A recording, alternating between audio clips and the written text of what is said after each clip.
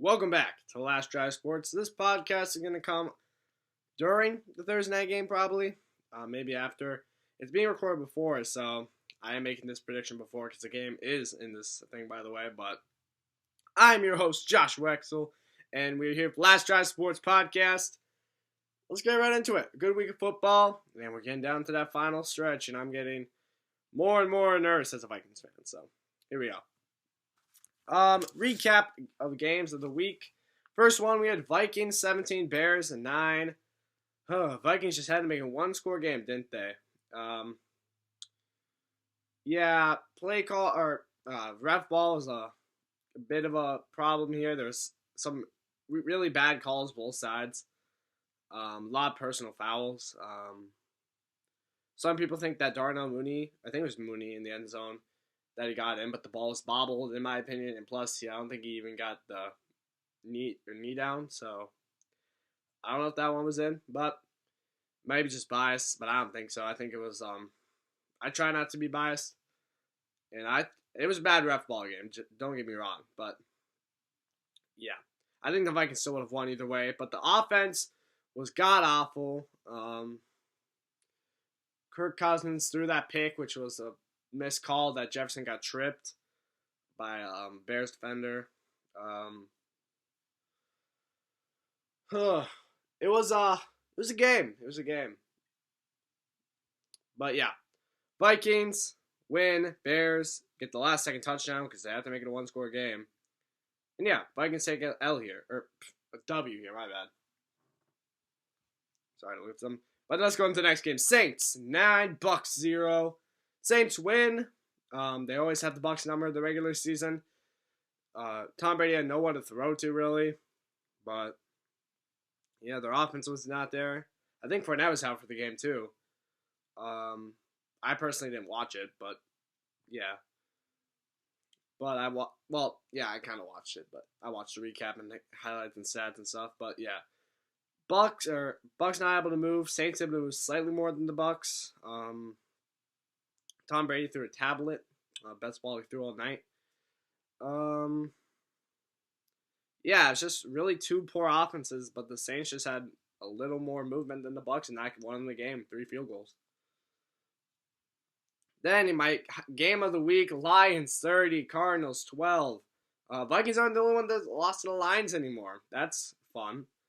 Lions being one of the best contenders in the league, who I had ranked, let's see. I had them ranked number 4 last week. So it'd be my number 4 ranked team in the league, in the Cardinals. And wow, Murray's line has given up terribly the last 2 weeks.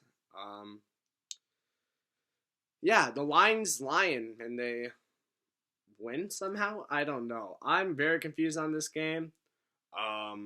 Goff played all right.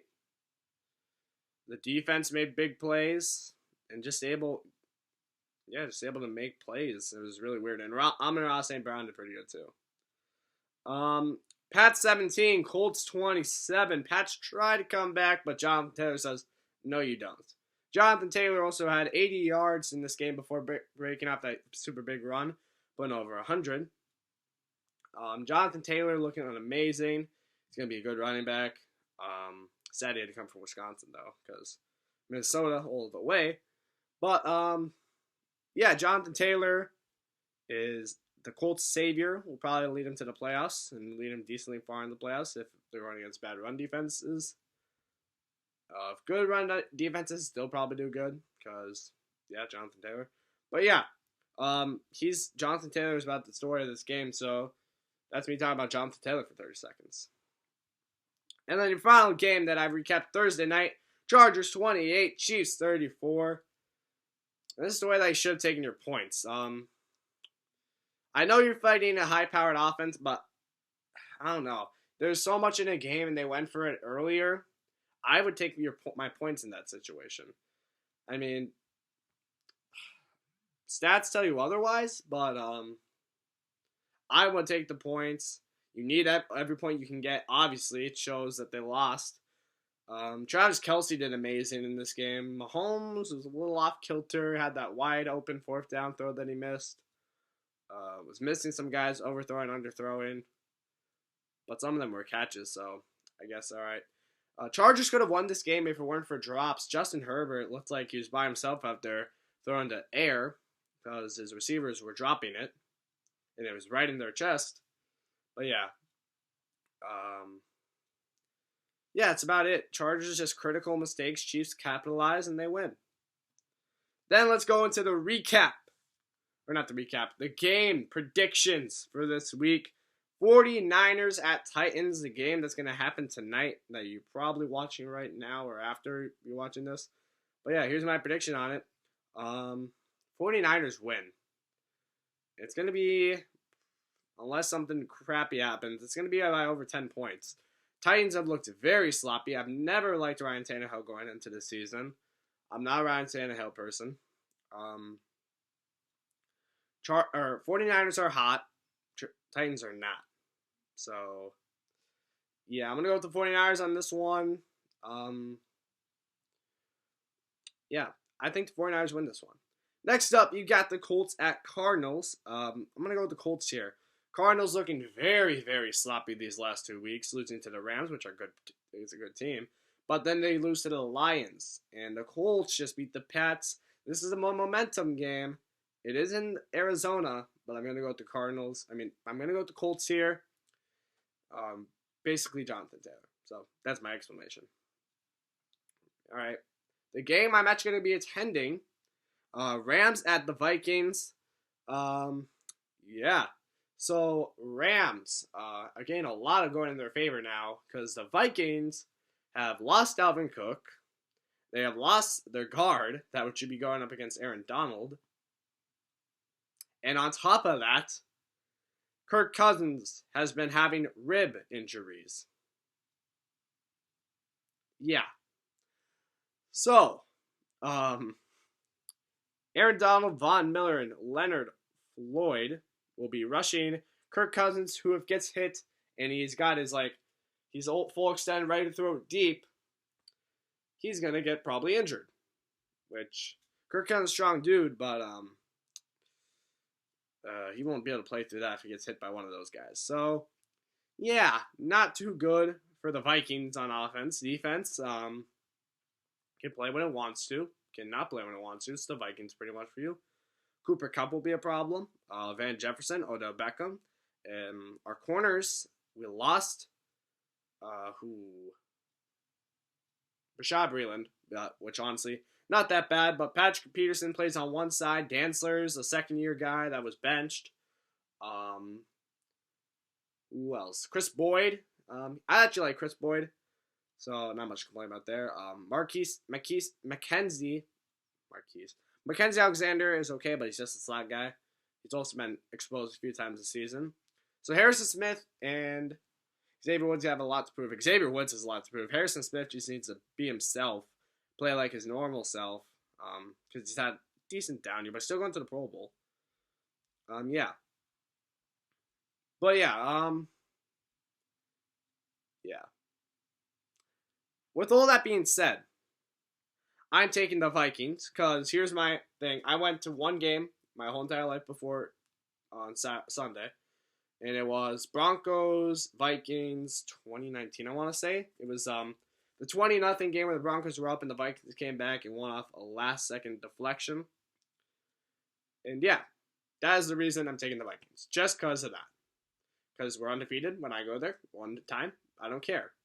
We're gonna win again. And plus, I really need it, or we're going to have to beat the Packers. We kind of need to win out to make the playoffs for sure, so we kind of need it. So, yes, give it to us, the Rams, please. You're probably already making the playoffs, so just give us this. Home field advantage, too. Bills at Pats. Okay. Pats were exposed by Jonathan Taylor. Bills running back, Devin Singletary. I'm going to take the Pats in this one.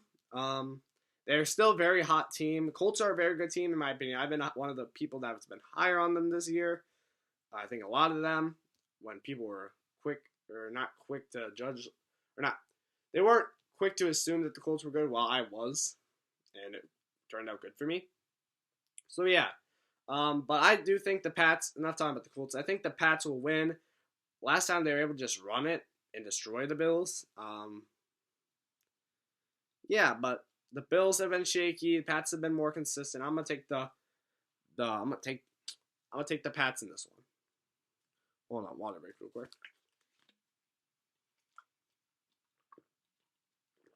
In the last game I'm gonna talk about here is Dolphins at Saints. This game could be one of the most closest of the week, I think. I think this is actually a good game to watch. I mean, if you're a defensive guy. But Dolphins at Saints, I want to take Dolphins here. I think the Saints have a super good chance of pulling this off, though. But something in my mind is telling me the Dolphins are going to win this game. They're on a hot streak. The Dolphins have been tearing it up. The Saints just beat the Bucs, yes, but they've always had their number. I think it's going to be super defensive. It's just what offense can get going first. The Dolphins have been terrible in pass defense. Saints have Taysom Hill. Yeah. So that sums that up. And I think just Tua is going to be able to make a little more plays in that Saints offense. It's going to be a close game, but I have the Dolphins pulling out by maybe a field goal. So, yeah, Dolphins win. And that is it. Let's go into my top 10 power rankings. Number 10. It was hard to put him in here over the Bengals, but I got the LA Chargers. Herbert looks great. Few little mistakes, and if they didn't have those, they would have beat the Chiefs, who are on this list higher. But yeah, the Chargers, they're falling. Where are they falling? I don't know. Were they even on the list last week? They were. Yes, they were. They're falling 2 spots from number 8 to 10. But I still think the Chargers are a good team. I think the offense is very good. I think the defense can click when it wants to. And they're number 10. Number 9, their first time on the list this year, is the San Francisco 49ers. I don't like this team. I don't like 49ers. But they do get my respect for having a great, solid defense and able to move the ball efficiently enough to where they're good. The run offense has been good. Deebo Samuel has been a great breakout. So, yeah, I'm going to give the 49ers their credit. Number 8, you're lucky you're on this list. You are super lucky you're on this list. It's the Cardinals. Oh, everyone in my body wanted to put them off for losing to the Lions, but, and you're like, oh, Josh, the Vikings lost to the Lions. The Vikings haven't been on the list. They're not close to the list. I have the teams I thought of consideration for this list. There's like 6 more teams I would have put on here instead of the Vikings. We suck. At least I know that. But we can be good if we want to. But we choose not to. No, actually, we choose not to. Well, I don't know what to say. We just suck sometimes. But we can be good other times. Whatever. Not about the Vikings.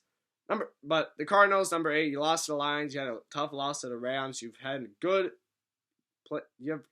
you've had good games this season. It keeps you on here. Just if they lose to the Colts, and especially if the Colts kick their butt, I don't know if I can put the Cardinals. I don't know if I can keep taking blame for these Cardinals. Number 7, I have the Cowboys, and they're on here because of that defense. I mean, I think Dak has been going through some stuff. The offense just hasn't been clicking correctly. But the defense, oh boy, that defense. Would never think I would be saying a lot about the Cowboys defense, but it has been spot on this season, especially of late. And they've been able to do a lot in the NFC East. So, yeah, I'm going to put the Cowboys at number 7. Number 6, I got the Rams staying where they were. A sloppy win. Sloppy win to the Seahawks. Ref ball was very much in this game. A missed call by DJ Dallas and a bunch of other calls. Yeah, just this very sloppy win against a Seahawks offense that can't get going. Number 5, I got the Patriots. They lost to the Colts, but again, I think the Patriots are still hot as I talked about earlier. Just hit the wrong team for them, and they take a big L here, but still very good for the Patriots. Number 4, I got the Colts. So I finally put them above number 5. So this is the highest they've been for me this season. And they beat a big contender in the Patriots. Exactly what they needed. And yeah, the Colts have got to my number 4 spot. John Taylor's been good. Amazing, I'm sorry. Carson Wentz has been sufficient. Offense can get going, especially when Taylor's clicking. Defense has been good. And yeah, they're number 4. Number 3, even though taking that tough loss, I still had the Buccaneers. They're out the receivers. They still played the Saints hard. And just not able. This is not their night. But I still have the Buccaneers at number 3. I think they're a very good team, and they can get very far in the playoffs. Number 2, I have the Kansas City Chiefs beating the LA Chargers. And you can see that offense can go and get going when it wants to, and the defense has been decent enough at times when they needed to be. They've kept the Chiefs alive in a lot of games. So, and you see if those two can click together, they'll be a very good team, and the Chiefs are finally looking like what they can be. And the number 1 team, didn't want to put them here, but it's the Packers. You guys almost lost to that very injury-beaten Ravens. Before in the season, I would have had the Ravens beating you guys, but they're very injured. I thought this was a very winnable game for you guys. It's in Baltimore, yes, that's why. It's not acceptable really, but you guys won. They tried going with 2-point conversion with Tyler Huntley. Marquise Brown was open, but he was kind of told to like hit one read, I'm assuming. And it's not a rookie guy, but is he a rookie? I don't know. But yeah. So Huntley, young guy, not able to make the play. Packers hold on, and they get number 1 because they've been a good team, I guess. Special teams is terrible, but yeah, Packers number 1. And now we're gonna do a quick thing of what each NFL team needs for Christmas. One thing, and it's gonna be very quick. I'm not gonna explain anything, but yeah, here's what every NFL team needs for Christmas. We'll start at the AFC North. What do the Browns need for Christmas? The Browns need to keep healthy to make it to the postseason. The Steelers need a new quarterback. Ben Roethlisberger is not it anymore. The Ravens need to stay healthy, but they're probably not going to make the playoffs. But they need to stay healthy. So yeah. And then for the Bengals need an O-line so Joe Burrow isn't dying every time he snaps the ball. That's AFC North. AFC East. The Patriots honestly, they don't need anything, but they could use for Jonathan Taylor to retire right now. That's what they could do. The Dolphins could use to win out and have everyone else, or the Dolphins need to make the playoffs. That's what they want on their Christmas wish list. And it's a very slim road, but they went out and some things happened, they could make it. The Jets need to be. Oh, what did the Jets need? I'll come back to that. What's the other AFC East team? Oh, Bills, my bad. The Bills need to be able to stop New England's run game this week. That's what they need. And for the Jets, they need to lose out. That's what I'm going to have them do so they can get a good pick. Then for the AFC South, the Titans need Ryan Tannehill to play like a good quarterback. The Texans need to trade Deshaun Watson.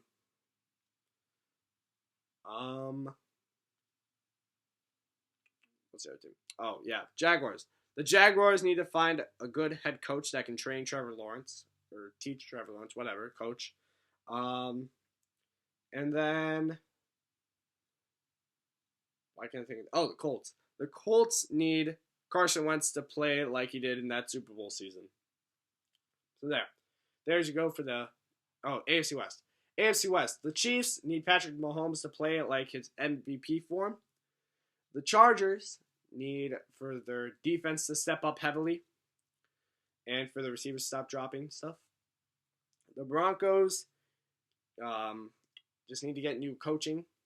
And then the Raiders need to keep out of the news for a while and their headlines that they have, like Gruden and some other ones, Ruggs. But yeah, it's been ugly. They need to stay out of the trouble. Then for the NFC, starting the North, the Packers need to win an NFC Championship game. For them, the Bears need to fire Matt Nagy. Vikings need to fire Mike Zimmer, and the Lions need to honestly, what did the Lions need? They need a lot of things, but the Lions. We'll go back to that one again. The NFC East, the Cowboys need for Dak to come to full form, that offense to do what they're supposed to do. The Eagles need to make the playoffs. The football team needs to get their guys back and stay healthy. And the Giants just need a new GM. Then the NFC South, the Saints need to somehow make the playoffs. The Falcons need to forget about the Super Bowl and finally do something. Or the 23 Super Bowl I'm referring to, by the way. The Buccaneers need the receivers back. And the Panthers need a quarterback. For the Lions, I'm just going to have for them to have a complete new roster. Or actually just get rid of Jared Goff. Get an actual QB. I mean, you saw it with Stafford, but whatever. New QB. We're just going to do that because the Lions need a lot. Then for the NFC West, the Cardinals need... They need a line. The Rams, they need...